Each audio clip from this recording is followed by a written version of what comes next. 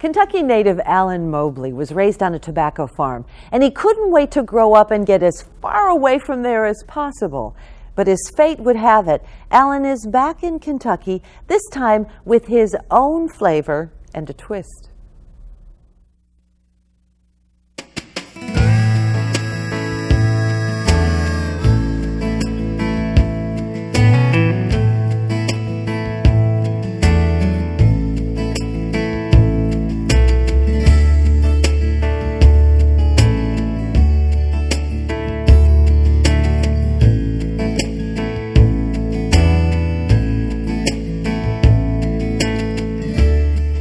We were looking for a name, and I thought, got to have Kentucky in it.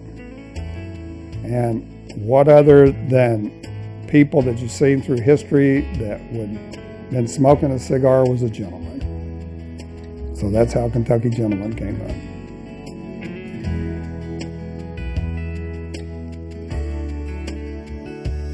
To roll a cigar, you would think it looks pretty easy, but it's not easy because you've got to get your blending right. And after blending, when you take and put a cigar up in a mold, it can't have soft spots in it. It can't be falling apart. There's a lot to it. People sit and when they fill a cigar, they'll fill it. They'll press it, they'll push on it. It's got a soft spot in it, and they won't buy it. So then I got smoking cigars and trying to figure out what would be a good blend, what would make a different cigar than anybody else. So I got a whiskey barrel.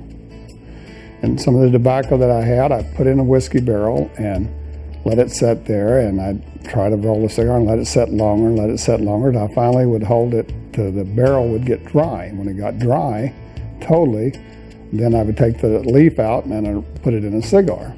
Well, everybody was telling me, that's a great cigar. That is really a great cigar. Then I made another blend. Then I was looking at Kentucky tobaccos. I was trying burley, and I was trying broadleaf, and I was trying all these Kentucky, but they were too strong. So I started backing off of that, and I was trying to figure out, well, I need to use Kentucky tobaccos because I'm a Kentucky cigar. I'm hand-rolled in Kentucky. I need a Kentucky tobacco in these. So then that's how I started with the tips. I got the fire tip tobacco. I put it on a tip and I played with it and I said, that's a good flavor. We get this tobacco, we take it, like I say, we stick it in our whiskey barrels. If it's for a Blanton cigar, it goes in a Blanton barrel. If it's our cigars, we get a number of different barrels from different distilleries. They're all around us.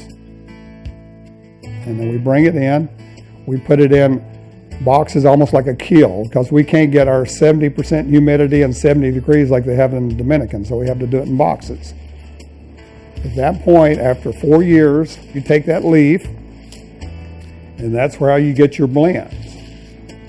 You take that, and it's the same way down in the Dominican, and you fold that, and you fold it in your hand. That's how you start your cigar. It's all long leaf, it's leaf, and you got a stem in it, you pull the stem on it. And then you take, and then you have what we call a binder that you roll those leaves into in a binder and you put it in a press.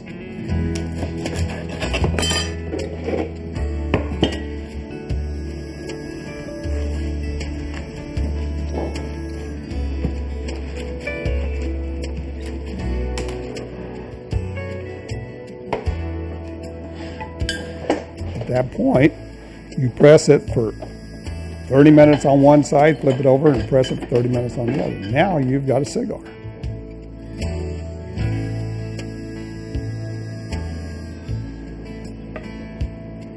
And you take that cigar, then you have a kinetic shade wrapper leaf, or you have a broadleaf Maduro, you have a Sumatra wrapper leaf, depending on the wrapper leaf.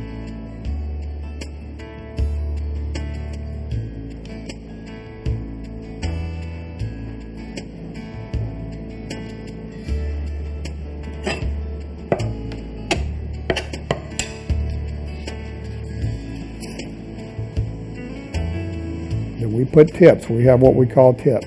We tip them, and we've got the dark tips, a Kentucky fire tip tobacco that we put on it, and it gives it another flavor. We try to change all the flavor of our cigars. We don't want to be like everybody else. Okay, we consider ourselves a different type of cigar company than average. We have a quality.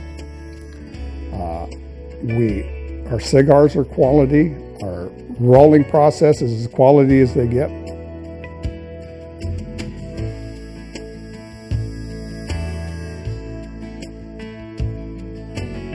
I look at a cigar like a relaxing thing. I go out on my porch.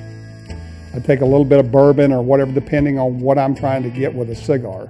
If it's vodka, I'll take a little bit of vodka, and I've got vodka in that cigar, and I work on it, and I drink a little bit, and I want them to blend together. I don't want one to overtake the other. In other words, I don't want to make a cigar taste like Blanton, or I don't want a cigar that's got wine in it to taste like the wine. I want them to blend together. And if you can't have the blend together, then you're not doing the right thing. And this day and time, you've got to stay on top of cigars too. Everybody gets in a niche and they stay in it. And we don't believe that way. I believe that I've got to be working on another cigar right now, and I think about this every day, for next year, because people change and you've got to keep going with the market. You can't stand on your morals and say, I've got this one cigar, it's a great cigar, and I'm never going to do another cigar.